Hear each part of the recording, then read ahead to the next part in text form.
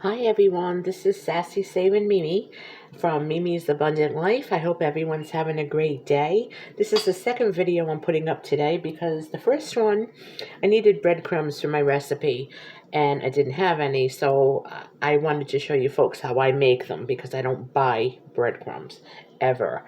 But now, seeing it is so cool out today, it's beautiful, I want to have like a nice hot, as my mother would say, a stick to your ribs dinner. So I'm going to be making crock pot meatloaf. And this is a copycat recipe for the Lipton soup mix that you make, that you put in for your meatloaf. I came up with this the way I do it because when my father was here, God bless him, he couldn't have a lot of salt. He was on a very sodium restricted diet, and he loved meatloaf that way. And so one day I just looked at the back of the ingredients when I was at the store, and I have everything in the house. So that's just, like I have all seasonings and things like that. So I just copied it and left out the salt. The sodium in those packets is astounding. So I don't like to do that even for myself. And I don't have a sodium issue. I don't want to have one. So this is how I make crock pot meatloaf. I use ground beef, veal, and pork, okay? So it comes in a package. I throw about half a cup of breadcrumbs in there. Okay, this is exactly what the recipe is on the seasoning mix. I put an egg, okay? They say minced onion. That's where you get all that onion flavor. I usually put minced onion, but I ran out, and I don't think there's any difference in onion powder. So I'm just going to put a good amount of onion powder in there. And it says to add some ketchup. I think it says like a half a cup. I don't measure anything. You folks know me by now. Italians don't measure.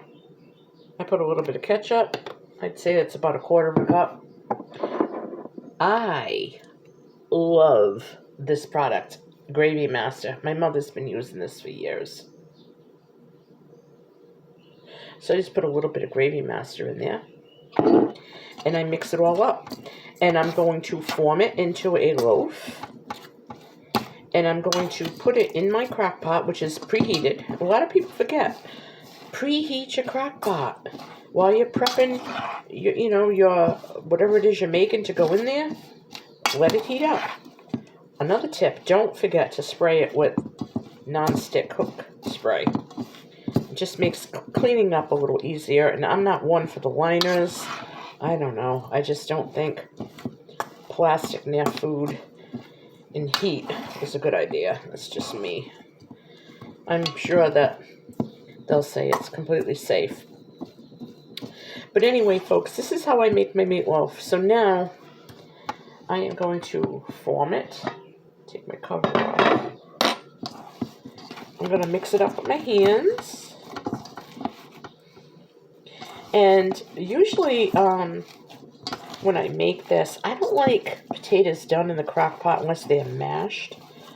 To be honest, I have mashed potatoes in the freezer in a container that needs to be used up. So I think I'm going to maybe heat those up. I'll put them in the small crock pot, maybe the little tiny one. And then add some butter and some fresh parsley or something. And maybe a little bit of shredded, grated cheddar cheese that I have. Okay, so I'm just going to make this into a nice loaf. I'm going to do it on my countertop so you can see, okay? This is very easy. I cook easy, quick. I don't measure. I usually don't follow recipes. Okay. Make sure all the little spaces and seams are closed up and it's nice and tight. It does not come watery, just so you know. If there is any liquid in there, you can drain it out. You could leave some liquid in there, add a little bit of flour, whisk it up, and you got brown gravy. Okay, so now she is in the crock pot.